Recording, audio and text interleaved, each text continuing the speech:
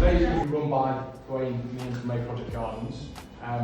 We will have a chance for everyone to come and introduce themselves at some point. It's going to be a very interactive session, so lots of chatting, etc. So, excellent, thank you. Good morning all. Thank you for your focus and attention already for the day. A little bit of an agenda for what we're doing today. What we are looking for is, I guess, a thorough understanding of what's going on. The process for us is to understand what has taken place in Merton. Okay, this is primarily why we are here for today. We are myself and Ian, who is the CEO of May Project Gardens. I've been working with Ian for 3 years, but I've known him for 23 years or so. Ian primarily used to work for Bristol Council, and he did a tour which really opened up or brought a connectivity with those who lived in Bristol who were doing a particular type of work. And the idea was to be able to come back to Merton to be able to develop this and be able to identify how we can look at those who are on the margins, who are not necessarily seen, how they can be seen more and connect more and be able to develop that, but utilising people who may be able to share their experience and their understanding of the terrain or not, all their challenges that they've been through, so we can develop more of an understanding as we move along in the tour. In very simple terms, the tour is for us to be able to take people around also to see what other people are doing in the borough, so that there is almost an expose of the sorts of things that people are doing so that we can have a connection.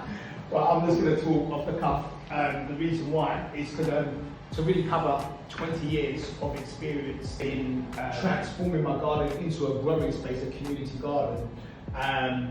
A lot of things I learned and were uncovered in this process as well. The project is my home. It's still a council house. I think it's quite interesting as a perspective. I'm not a homeowner. I think this is really important because I think very often when we talk about accessibility of nature and spaces, a lot of people don't own their spaces or don't have access to these spaces.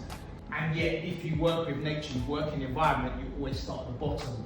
So all the work we do is really about that, starting where the most need is, starting with the people that have the most challenges in work. So people aren't hearing what's going on. It's really interesting hearing the back saying they didn't know that they were doing that.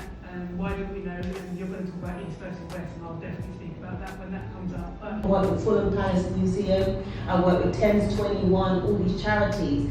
And within my borough, I don't know who these people are. Like, what are you doing? So that is really why I am also here, feeling like, oh, am I supposed to be here? But I know that I am supposed to be here. It's an emergency briefing. I don't know if other people have heard of this on climate change and stuff. So, and I really wanted to meet some other people locally who are working on that, because I know Sustainable Merton, Diana, I think your name's been mentioned to me. Yeah.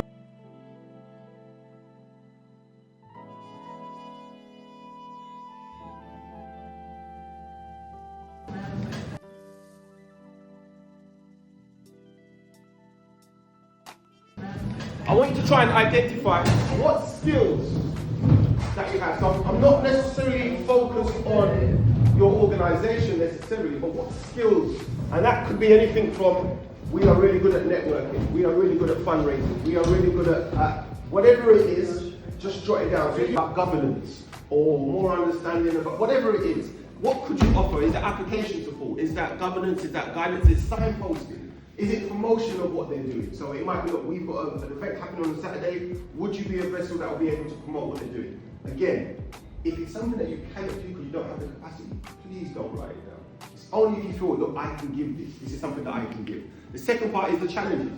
Again, what have you found the challenges for you personally? Yeah, during your organisations, again, whether that's to do with staff retention, whether that's to do with funding, whatever it is. Yeah, try to identify that. And then good practice. What would you identify as being, this is what we excel in, this is good practice, this is how we have been able to exist, this is how we develop our awareness, this is how we network, whatever it is, whatever few people that have shared, the networks, the pocket of identified players. There may be people, look, I know these people down the road, they're not in this room, they are really good people, I love what they're doing. Please let us know. For 3 last year, there was Sustainable Merton, and we mostly work with retired or unemployed people, and they are around 90% women as well. And then Bain had working with mostly people in East Merton and the global majority.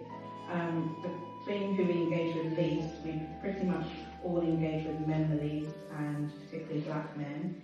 And then for me, we don't engage a lot with people under 18 due to the limiting hours of our project is Monday to Friday. English language, culture and place, how we actually just get our story across, and whether there's actually pricing barriers as well, if something's free and somebody's asking for donations or pay for stuff. So yeah.